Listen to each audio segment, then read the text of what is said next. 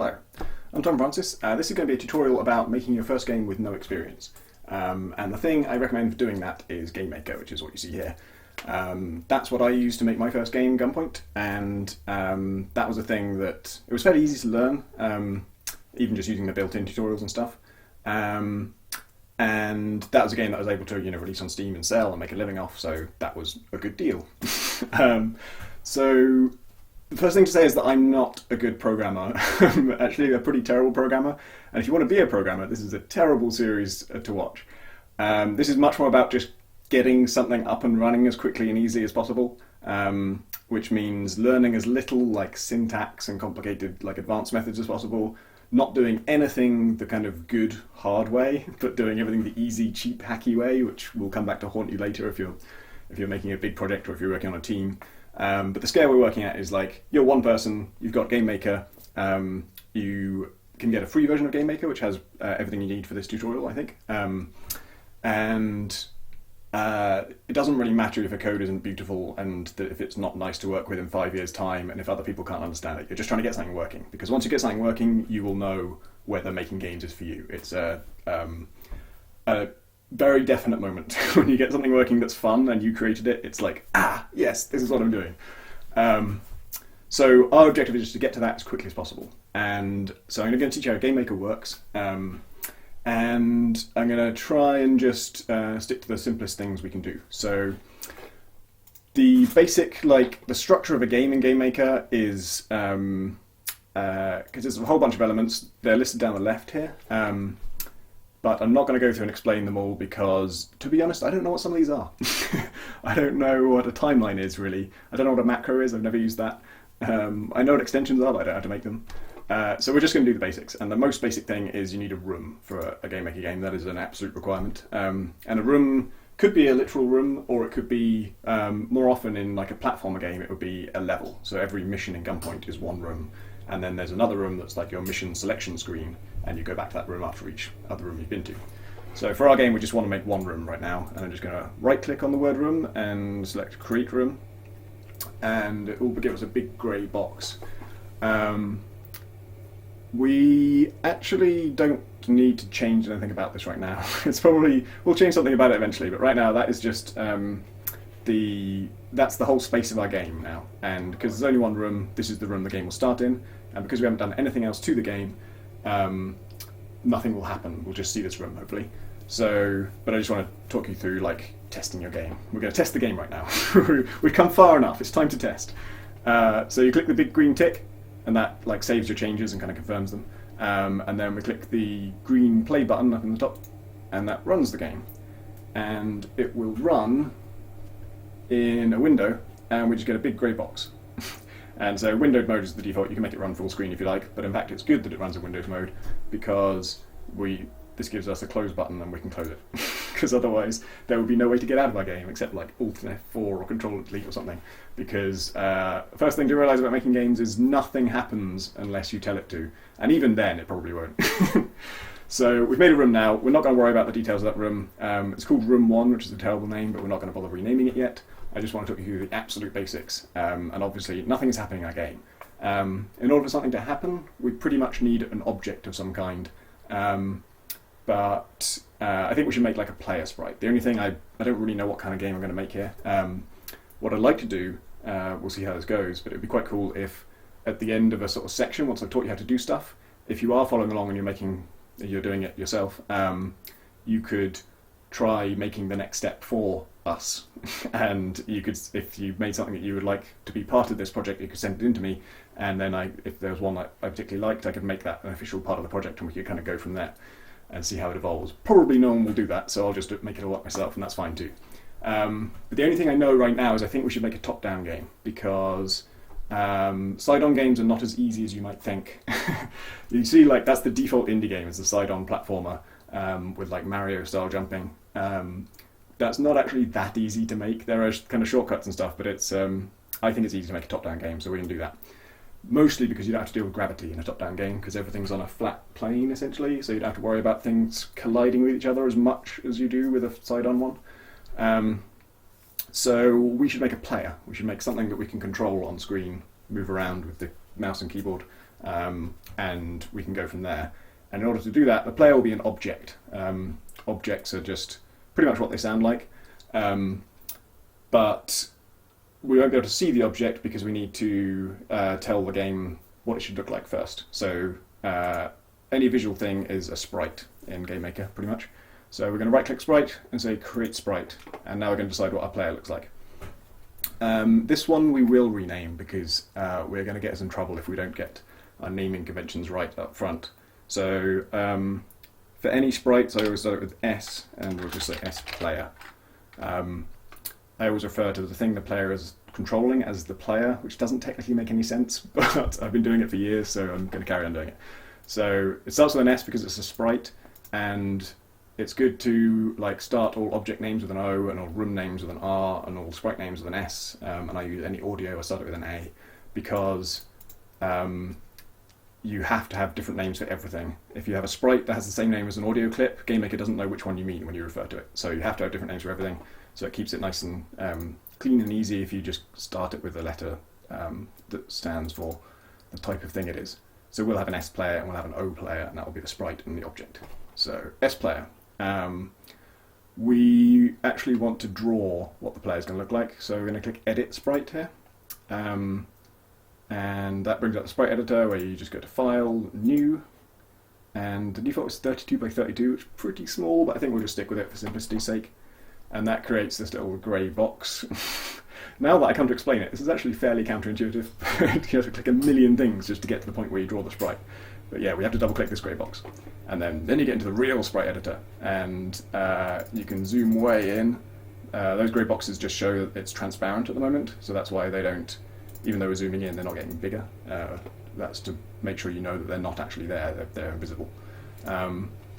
So if we just draw, let's draw like the shittiest, worst circle in the world. There we go. Great player sprite. I'm not an artist, I don't know if I mentioned that.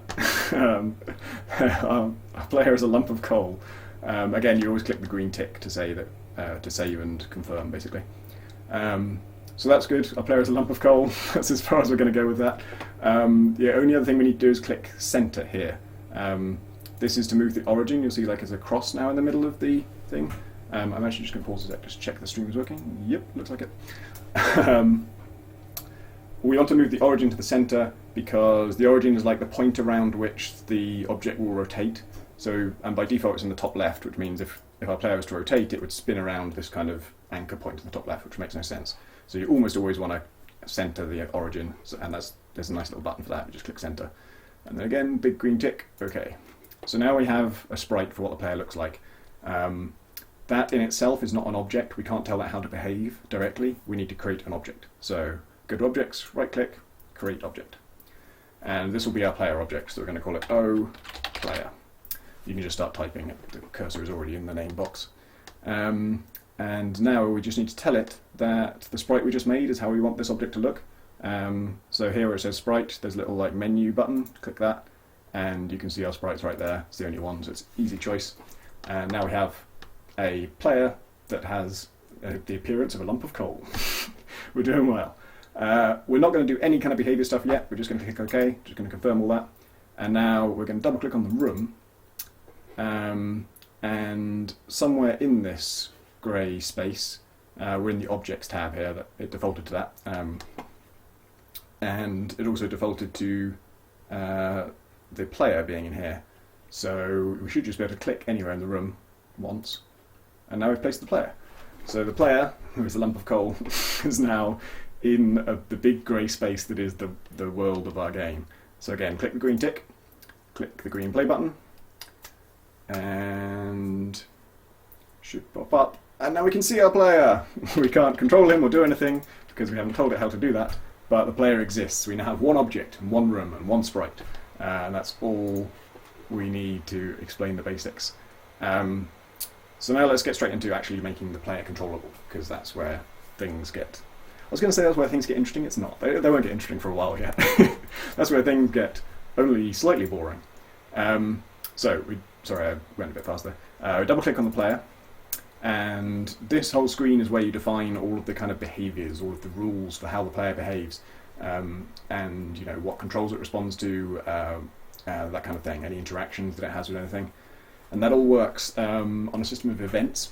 So for the player, what I'm setting out to do here is I want the player to move when we press the WASD keys. So we can press the WASD keys and then move around in the expected way.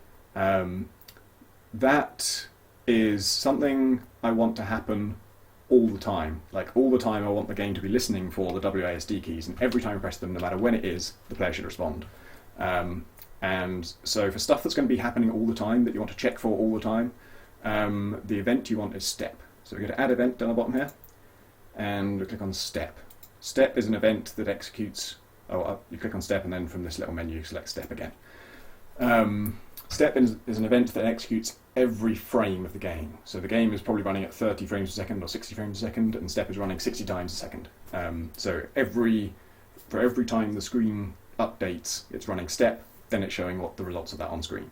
So that's kind of a weird thing to get your head around at first, but it's the most fundamental thing about games, basically, like that they are. There's nothing is kind of like constant in games. Everything's being redone 60 times a second or 30 times a second or whatever the frame rate of the game is. We're making a very simple game, so we'll probably set it to run at 60 frames a second, and we can be fairly sure it will run at that rate on everyone's computer, and we don't need to worry about frame rate really. So now we've added the step event. Now we need to tell it what to do. Now you can use GameMaker by dragging and dropping icons, and there are loads of these all over the place. I'm not going to teach you how to do that because, for one thing, it's not that hard to learn yourself if you want to do it that way. That's how I started out. But ultimately you will need to write code, and if I'm going to do a tutorial, I would rather teach you the way that I actually do it, and make that part easy, because the code is the scary part, right? That's the bit that's actually quite tricky to learn from scratch and quite daunting. So we're going to jump straight into that because I can help you through that. So along these tabs on the far right, we click Control, and then there's a section called Code, and the leftmost icon there, just a bit of paper, is the Execute Code action. So you just want to drag that over into this big white space there, and we're taken to a code editor. I'm actually just going to restore that just so you can see what happened in the background there. This is our step event on the left, and what's happening every step is we execute a piece of code. And now this window is the piece of code that we're going to execute. So whatever we write here will happen 60 times a second. And what we want to write here is if the player, let's just do one control at a time. If the player is pressing W, move up. That's what we want to write. And the way to write that in GameMaker's language, the code language we're writing in here is called GML, which is called GameMaker language. It's a unique thing that only GameMaker uses. It's much nicer than most programming languages in that it doesn't insist on very strict formatting or very strict syntax or putting a semicolon in the right place. It's pretty generous with how you write things. It will kind of figure out what you mean to some extent. So we're just going to write if keyboard, we want to refer to a keyboard key, so we're going to say keyboard check. As you're typing it will start popping up stuff like this, which is great because it saves us actually spelling it correctly and figuring out what the exact command is. We are just going to say if keyboard check, so the very first one that pops up, I'm just going to press enter to auto-complete that. Keyboard check, and then we need to tell it what key we mean, and the way you do that is, keyboard check is a function, and any function ends in a pair of brackets, and if the function needs to know something about what you want from it, you put that in the brackets. So in this case we want to tell it which key do we want to check. We're telling it we want to check a keyboard key. Which key do we want? We want W, but we have to write that in a slightly weird way, where we do that. So that says ORD, and then W in inverted commas. Don't ask me why. That's just what you have to do for letters. If it was, if we wanted to be in response to space instead, we could type VK_space, and that's a special word that means the virtual key space. These are all weird, none of them are intuitive, they're all special words, you have to learn them all by heart, but what we can do, and I'll teach you this now because it's going to be useful all the time, is this ORD word, actually let's try keyboard check. So any word that you're writing in GameMaker that GameMaker knows something about, that's like a built-in function, you can middle click on it and it'll take you to the help reference for this. So keyboard check, this is now the help for keyboard check, and it tells you what it does. And it tells you this is a function that lets you check the down state of a key, whether the key is being held down.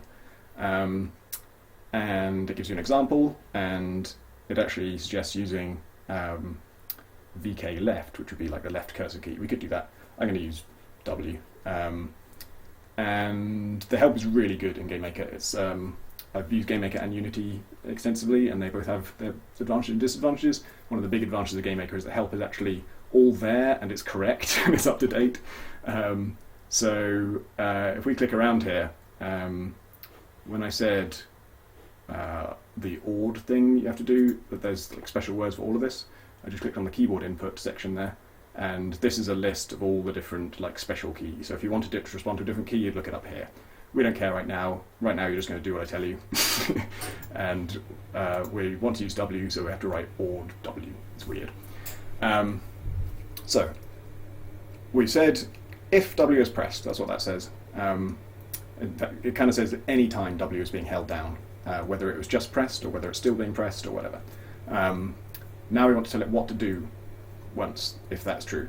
And to do that, we've written our if statement, but now we need to sort of tell it that this next bit is what you do. And you do that with curly braces, which is, if you find the square brackets on your keyboard and press shift and that's a curly brace. And now everything that comes from the start of this curly brace to... Alright, what happened there was the close bracket key, the close square bracket key, was what I had bound to stop streaming. And so after I pressed that, nothing else recorded. So we're going to go back to that bit now.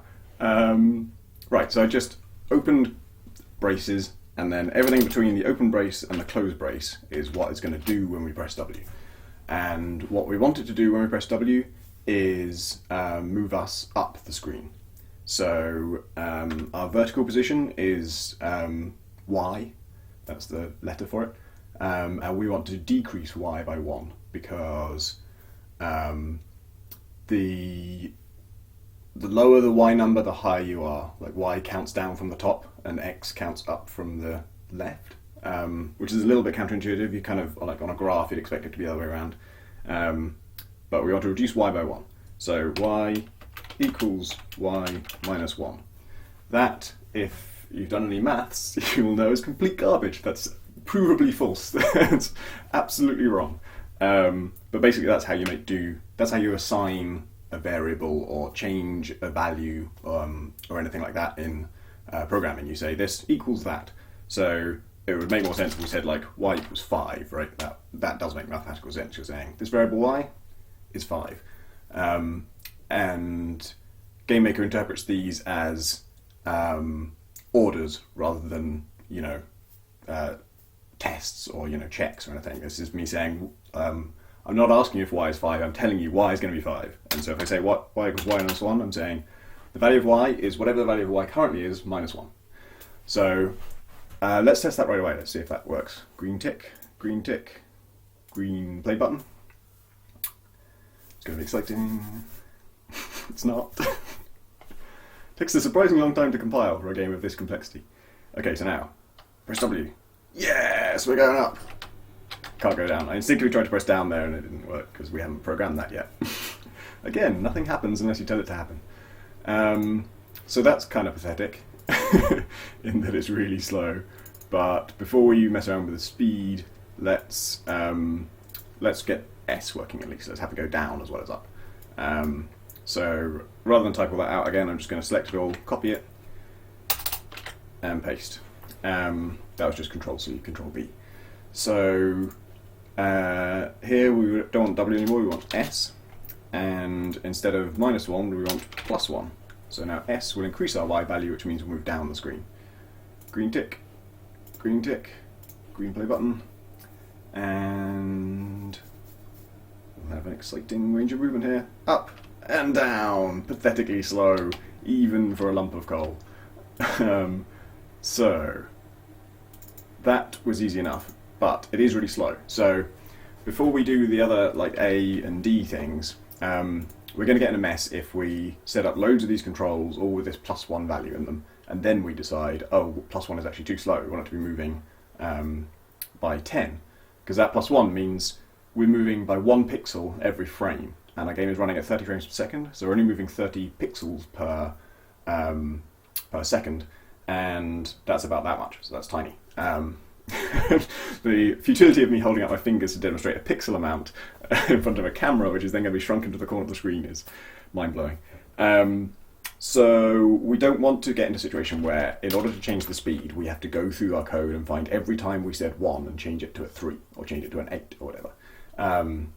In this example, it wouldn't be like an absolute nightmare, it would just be 4 places, but you can imagine how bad it would get if that was a whole game's worth of code, which can be thousands and thousands of lines, and we use the number 1 both for this and for something else. And so you'd have to go through and find all the 1s and then check, hang on, is that a 1 as in speed, or is that a 1 as in like gravity or something else?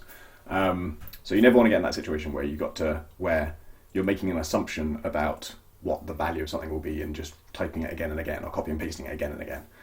What you want to do is set up a variable. So we are going to create a variable for our speed and store that, and then every time we want to move something by our movement speed, then we'll just subtract that amount, and that amount could be 1 or it could be 10, and we can just change that in one place. So I'm going to write my speed equals, and we'll say 2, because we've established that 1 is not fast enough. So that line, the word my speed is one I just made up. I could call it absolutely anything. I could call it my speed. Don't ever call it that. 45645. The only important thing about your variable names is that you can remember what they mean. And so I like them to be as explicit and verbose and elaborate as possible. I would be tempted to even write my normal movement speed, which is clumsy as hell and will take up loads of space in your code, but you'll never forget what that means. That definitely means your normal movement speed, and it's referring to this particular object. I'm also using title case there. That generally isn't a big deal. Like lots of people, very few people actually do quite the convention I do, which is it's title case for every word of it, including the first word. The reason I do it that way is because if I was to call this one speed, if I write speed equals 2, that's fine. But if I wrote speed in lowercase equals 2, so it goes red, that's because speed is a special word that's reserved for a particular value in GameMaker. GameMaker has its own sense of what something speed is, and you can check that using a special word. And all of GameMaker's special words are lowercase, always. None of them involve any capitals of any kind. So if you always put a capital in your variable names, you will never conflict with any of GameMaker's built-in stuff. So I always do it in title case. So we're not going to do that massively at Vox 1 because we're making a very simple game, so we won't get confused. My speed equals 2. And now everywhere we said 1, we can change that to my speed. Again, these times when you go through and have to replace every instance of a certain thing are really bad and you want to avoid them. That's why we're getting it over with now when we only have 2 places that we've referred to our speed. So before we even do the sideways controls, let's just check that's working. Green ticks. So we're expecting this to be a bit faster. W and S, that's a little bit faster, still pathetically slow. So now let's just get the, we can copy and paste freely here because all of the references to our speed are already referring to this variable. So the other controls we want let's see, A to go left, and to go left, instead of changing our Y value, we want to change our X value because that's our horizontal position. And we do want it to be minus, so that is already correct. And then for D, we want, again, it's going to affect our X position, and it's already a plus here, so that's correct because we want to go to the right, and that is increasing our X value. So that is all quite neat and tidy, and 2 was still a bit slow, wasn't it? So let's change that to 10. Green ticks. So that's how easy it is to change our speed now. We just literally change it in one place and it changes it for the whole thing. And this is a quite small scale example of that, but whoa! Now we're super fast. And it actually looks a bit crappy on my screen. I'm not sure what it's like on yours, but because our frame rate is only 30, movement is just a little bit juddery because of that. So we'll change it to 60 in a minute. So that is movement. If you're very observant, you might notice that, or very good at maths, or just logic, you might notice that when you move diagonally, you're going a little bit faster than you are in any other direction. That's because we didn't tell it to... The way we think of it when we press movement keys is like, oh, I'm indicating which direction I want to move, and obviously I want to move at my normal speed in that direction. But that's not what we've written. We've said, if you're holding up, we move up by our speed, and if you're holding left, we move left by our speed, and we don't say, they're not exclusive. We're not saying only if this is happening. We are saying just always. So you can be moving by 10 pixels up and 10 pixels left in the same frame, because we didn't say that you shouldn't do that. That's actually fine. We don't care. That's something we can fix later if you want our game to feel nice. But an important thing to keep in mind, and it's very difficult to keep this in mind enough, is that there's no point in tweaking something until the rest of the game is there. Just get all of the essential things in and then worry about, oh, movement could feel better, or this could be nicer, or there's a better way to write this. So we don't want to bother with that. We are pretty happy with this. We can move around, and you now know what an if statement is. This is basically all code. If is the most important word in programming, or certainly games programming, and it's basically kind of the heart of interactivity. It's where all interactivity comes from. Is like, if this, then this should happen. And that can be both controls, like we're doing now, or it could be situations. It could be like, if you're in the corner of the screen, then do this, or if there's an enemy nearby, do this. So if you want to mess around with this before, I'm not sure kind of when I'm going to put up these episodes or whatever, so the next one might be not up when you read this, or you might just want to mess around with this to make sure you totally understand it before you go any further. You could do stuff like, so earlier on I mentioned if we wanted to do space, we would, instead of this or business, we would say bk underscore space. You could think of something for space to do. So you know how to change a variable, you know what x and y are. We could do a couple of other fun things like, what if when you press space, x equals, let's try random brackets 1000. This is a really stupid thing. Oh, we got an extraneous bracket there. So random is another special function, and again you pass it a parameter, you pass it like some information about what you want from it, and that just means a random number from 0 to 1000. And our screen is 1024 pixels wide. So now if we play a game, we will find that holding down, it's going to be interesting, I haven't tried this before, holding down space makes us jump around randomly, and that still works in conjunction with moving up and down. If you move left and right while doing this, you don't really notice it because it's like adding something to your x value doesn't make any difference. So you can look at other functions like that, or you can just use what we already know to try weird things. It's always kind of fun just to just take the very few instructions and ingredients and elements you know and just mess around and do something completely nuts. Like what if in fact, let's take out the if completely and say, this place where we say my speed equals 10, let's try my speed equals y. So you know y is our vertical coordinate, so now our speed will be dependent on how high up on the screen we are. And the lower we are, the faster we'll go. So if we went to the top, I think we'd get stuck because we wouldn't be able to move anymore. Our speed would be 0. Yep, that's the first thing that happens. You jump immediately to the top of the screen because our y value... Oh, in fact, yes, as soon as you press up, you would automatically be stuck forever. Because however far down you are, that's your speed, and in that one frame you'll jump that amount, and so you'll always jump exactly to 0 and you always get stuck. So that's the kind of thing that's fun to play around with. I don't know what we'll do next time, but I want to keep these episodes very short, so I know we haven't done anything particularly amazing in this one, but I want them to be kind of quite easy to digest and get your head around, and if you miss something you can go back and watch it again, and you can mess around on your own. So I'll leave this one here. Thanks for watching.